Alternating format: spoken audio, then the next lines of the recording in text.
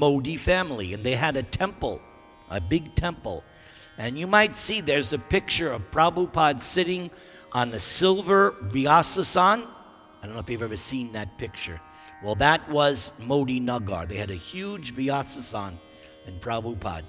So when we got there to Prabhupada's, I met my old friend Hari Shari, because I had met him in Vrindavan when I was there. He had just joined Prabhupada's company, and he became Prabhupada's servant and masseuse. So Hari said, "Oh, Nirantara, Hari Bol, can you do me a favor?" I said, "Yes, Prabhu, what is it?" He goes, "I need to take some prasadam. Now, Prabhupada is taking rest. So you just chant japa outside and guard his room. But if he rings his bell, you go in and bring him his water." Now, I don't remember what Hari Sari told me. I didn't know where the cup was, where to get the water. And I was thinking, oh, no. So I was chanting, "Please don't wake up, please don't wake up." And Hari Sari said, "Well, I'll probably be back in time. I just want to take prasadam with Pushta Krishna Swami, but just in case."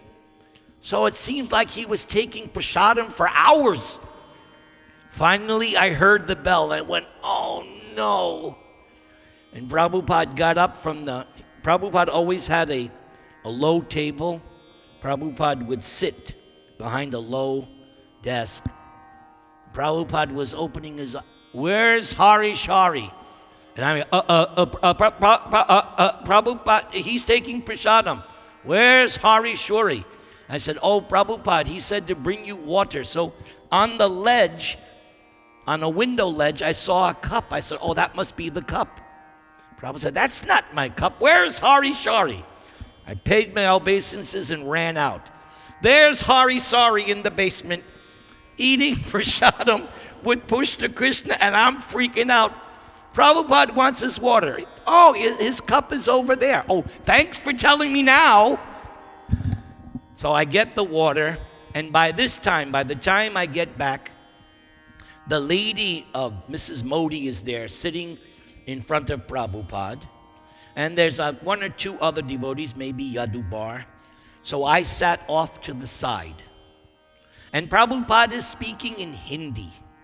And every so often, Prabhupada would turn to me and say, "Papa Yonaya." And I knew what Prabhupada was saying, because he would speak to the lady and then he would say, "Papa Yonaya." So what Prabhupada was saying was that even this idiot, Nirantara, even he can become a devotee by this process. So I wasn't upset. I knew I was fallen. I knew I was stupid, unqualified. So I was not upset that Prabhupada kept saying, "Papa Yonaya, born of a sinful family."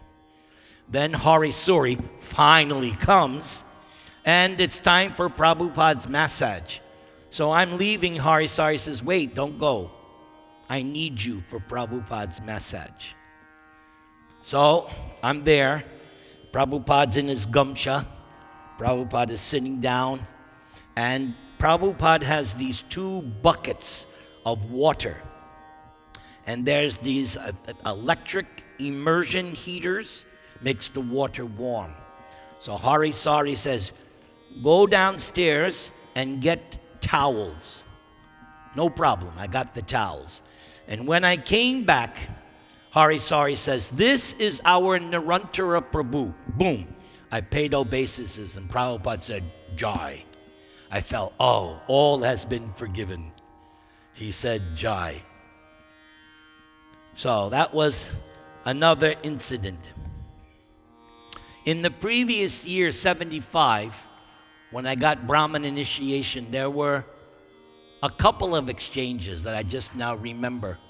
One time, after breakfast, I was finishing up my last rounds, and so I was circumambulating the temple.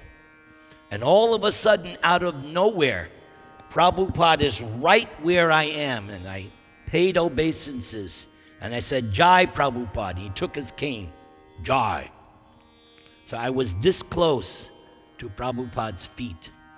And then one time, one of my services was to transfer the maha, because in Vrindavan they make 10 big plates. So you have to transfer all the prasadam. So word came, Prabhupada wants to see Balaram's plate. He wants to see. So I bring Prabhupada the plate. He looks at it. Okay. And I was like that.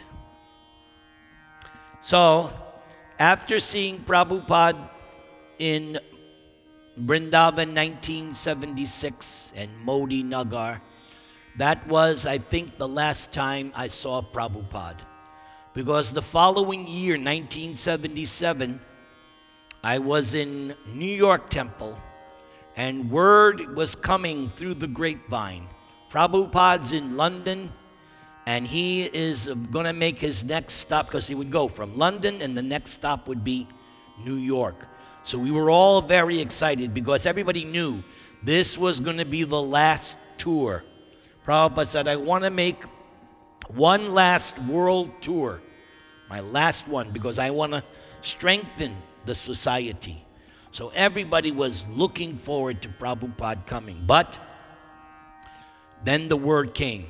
Prabhupada is fallen ill. He's not coming to New York, and he went back to India, to Vrindavan. So I didn't get to see Prabhupada again. But you can always be in the association of Prabhupada simply by reading his books, hearing his kirtan, and hearing his lectures. I don't have much more to tell you because I am an insignificant disciple. Compared to so many of my other God brothers, I'm just a little bug. But at least Prabhupada touched my arm. He touched it. And one time I was given Prabhupada's kurta. Yeah, in 75. Somebody said, here's Prabhupada's old kurta, you can keep it. I think I wore it one time. But then a few months later, Satsvarup said, oh, I heard you have Prabhupada's kurta. Can I have it? Because I want to complete my set. I have Prabhupada's, and I was thinking, thanks a lot, man. Anyway, I was a surrendered soul, and I gave him I should not have given him the kurta. Can you imagine how valuable it is? One time, I got Prabhupada's remnants of pomegranate. It was the first time I ever had pomegranate. I had that. And then another friend of mine, Nayana Baram, he gave me leftover Prabhupada's soap. I think that's it. Shall we chant a little bit? Nama Om Vishnu Padaya Krishna Preshtaya Bhutale Srimate Bhakti Vedanta Swamin Iti Namine.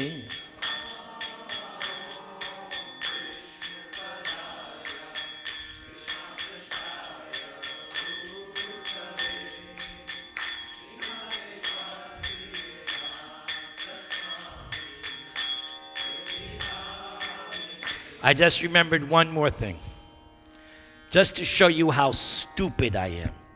So yes, the same time, 75, when I got Brahmin initiation, Prabhupada would take nap after lunch, and then everybody knows in Vrindavan, after lunch, everybody takes rest because it's too hot. Too hot. So then around 3 o'clock, then everybody gets up. So Prabhupada would also take a few hours rest. And then at 4 o'clock, Prabhupada would have darshan. People from Vrindavan would come. So Prabhupada was having darshan, and they brought a tray of cookies. So I thought, oh, let me do some service. So I took the tray of cookies, and I started to pass them out. But the problem was there wasn't enough cookies. And Prabhupada could see right away, so he said, break in half. So what I would do is take one cookie at a time, break it in half, and distribute. And then again he said, break in half. And I was thinking, again I continued the same thing. One cookie, break in half. And I said, I am breaking it. Then a Mataji came and took it from me. What Prabhupada wanted me to do was to break all the cookies in half first, then distribute. But I'm so stupid. And I remember when I flipped out, I went, oh, gosh. I just wanted to die. Everything I did was so dumb and stupid. I don't know how I'm still a devotee. Shri Krishna Chaitanya Prabhu Nityananda Shri Advaita Gadadhar Shri Vasadi Gaur Bhakta Vrinda.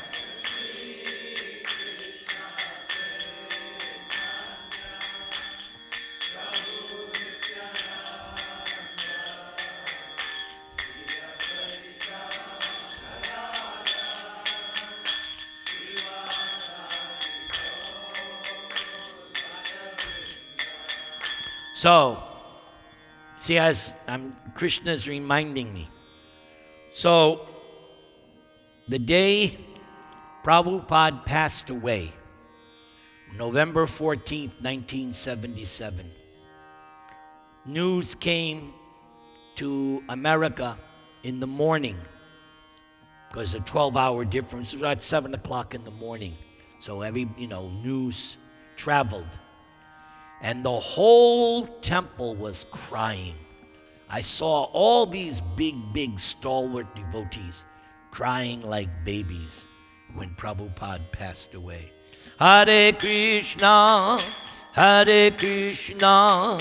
Krishna Krishna, Hare Hare, Hare Rama, Rama Rama, Hare Hare.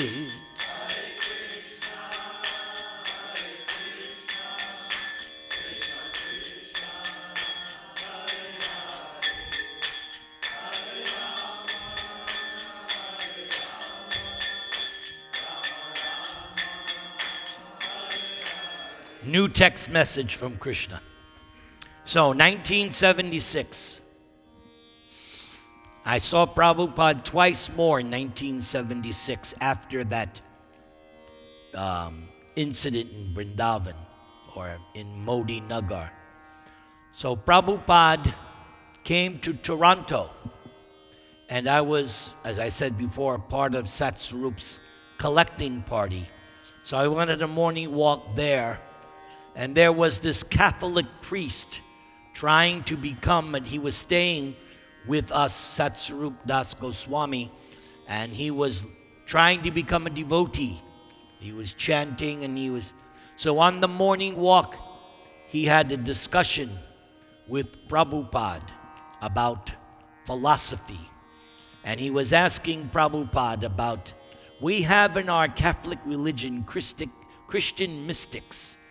So Prabhupada told Jayadvaita, what is that verse?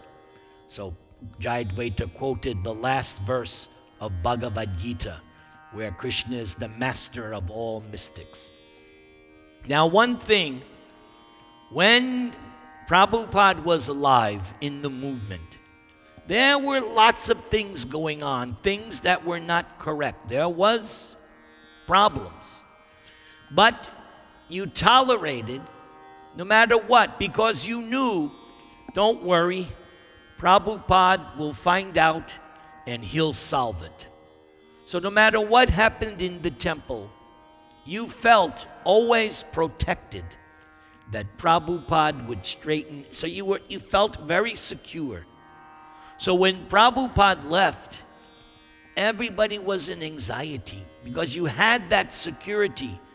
And we all thought, everybody thought, oh, Prabhupada is going to be like Bhishma. He's going to die when he wants to die. He is going to live. So we never thought, none of us thought Prabhupada would die. We just thought he would live on and on. And so when Prabhupada passed away, it was heart-wrenching. Took so many years to recover. It was devastating. But you knew that Prabhupada would take care of everything. Hare Krishna, Hare Krishna, Krishna. Oh, so, one more text message. So after Toronto, Prabhupada wanted to go to this new temple in Detroit because Ambarish and this devotee Lekha Shavanti Dasi, they came from wealthy families. Ambarish was grandson of Ford, and this Lekha Shavanti, she was the granddaughter of this big labor guy, forget his name. So they were wealthy. So with their money, they got this huge mansion, Fisher Mansion. So Prabhupada wanted to go. And so when we got there was this big hubbub, because it seems the GBCs and other leaders, they removed a temple president. The temple president's name was Govardhan. And they removed him because he wasn't chanting his rounds and he wasn't acting like a real temple president. So they all got together, all the temple leaders and GBC, and they said, Govardhan, we're going to replace you with this other devotee, Madhavananda. So when Prabhupada arrived, he goes, where is Govardhan? And the devotee said, oh, Prabhupada, we had to remove him because he wasn't chanting his rounds and this and this. Prabhupada said, where is Govardhan? So he called Govardhan and he asked Govardhan, are you chanting your rounds? And Govardhan said, no, Prabhupada. Well, at least you're honest. The others, I don't know. So everybody was like, what? Prabhupada said, I want you to be president, because it was because of Govardhan that those two devotees donated. So Prabhupada said, but Prabhupada, he's not chanting his rounds. Prabhupada said, that's all right. He said, one who has done service should not be degraded. And so Madhavananda said, well, what about me? And Prabhupada said, oh, you can be Sankirtan leader. But Prabhupada wanted his guy, the guy that did the service. So that was very like, wow. Because you would think the devotees did the right thing, but no. One thing Prabhupada did was, if you did service for Prabhupada, he appreciated it. He appreciated it. So he very much supported anyone who did big service for him. So before Prabhupada left, Prabhupada wanted to take a picture with all the devotees in front of the temple. So I said, and I got there early. I got there very early. So they set up the Vyasasan, and it was a makeshift Vyasasan. So the Vyasasan was held up by a chair. They rested. So they needed somebody to sit in the chair and be the support for the back of the Vyasasan, which I did. So I knelt on the chair so that my head would be right above Prabhupada. I was thinking, yeah. So Brahmananda, of all people, he saw me, he goes, Nirantara, sit down. And I was thinking, oh, man. So I had to sit down on the seat with my back towards Prabhupada, and then they took my picture is not there. Brahmananda, once again. Huh? Yeah, I had to sit in the chair so that the chair wouldn't move. I was kneeling on that. I was holding it up, but my head was right above Prabhupada. So I guess Krishna didn't want me in the picture. Hare Krishna, Krishna Krishna, Hare Hare, Hare Rama, Hare Rama, Rama Rama, Hare Hare.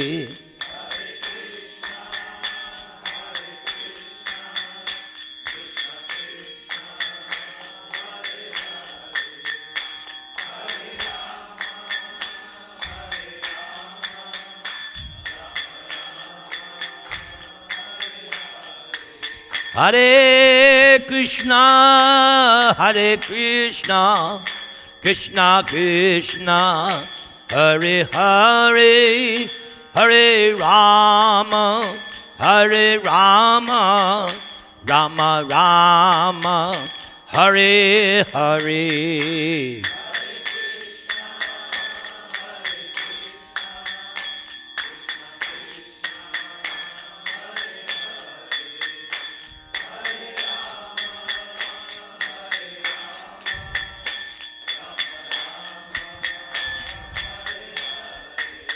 Hare Krishna, Hare Krishna, Krishna Krishna, Hare Hare, Hare Rama, Hare Rama, Rama Rama, Hare Hare.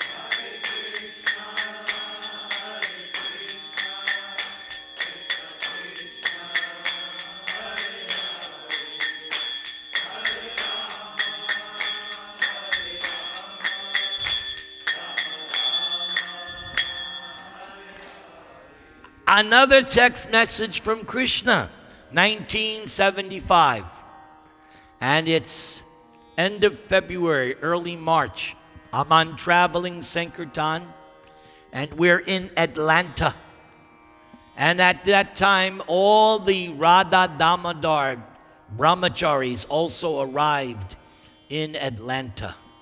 And Prabhupada arrived in Atlanta, and when Prabhupada came into the temple room was packed with all these brahmacharis who were going out every day on Sankirtan. I also was going out.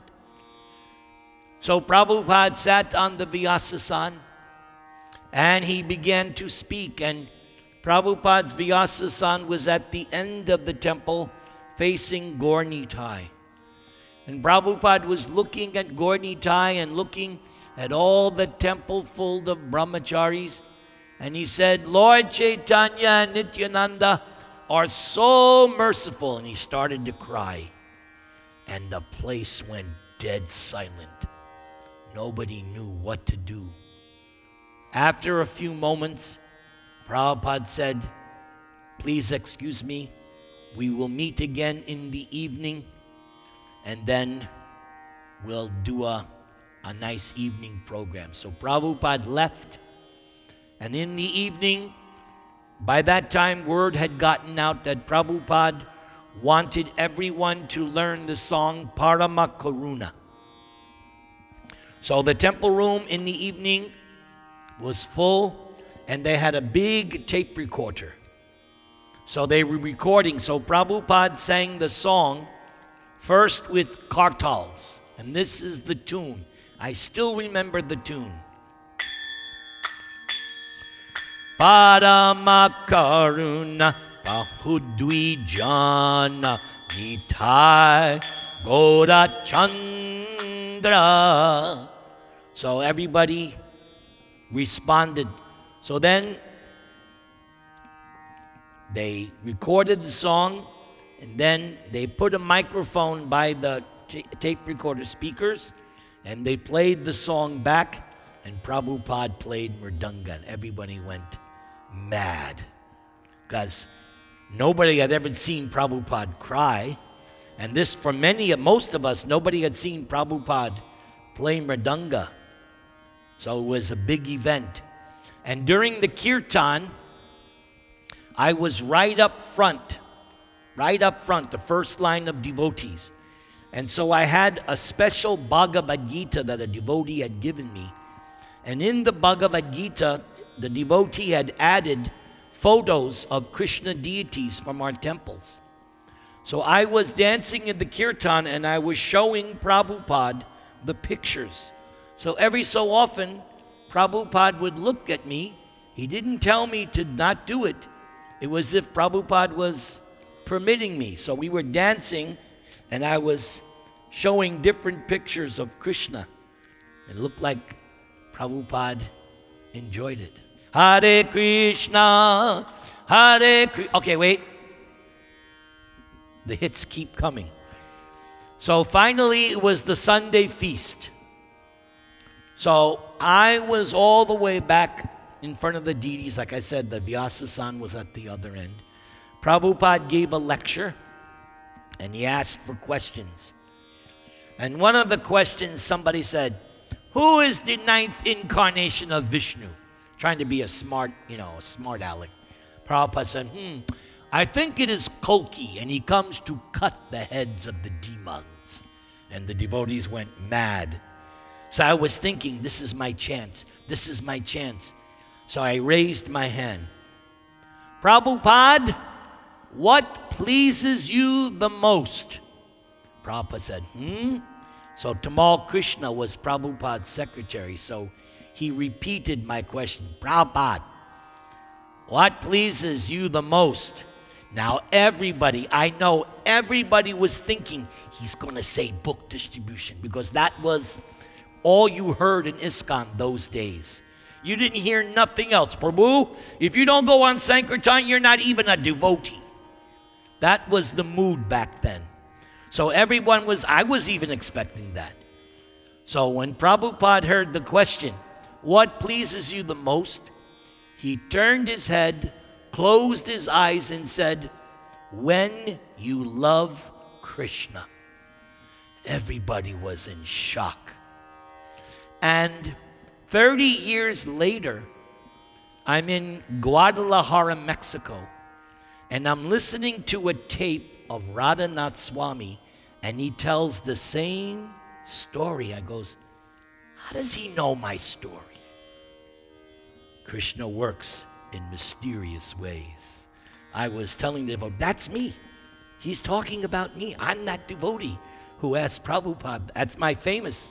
I became famous for that. Hare Krishna, Hare Krishna, Krishna Krishna, Hare Hare, Hare Rama, Hare Rama, Rama Rama, Hare Hare.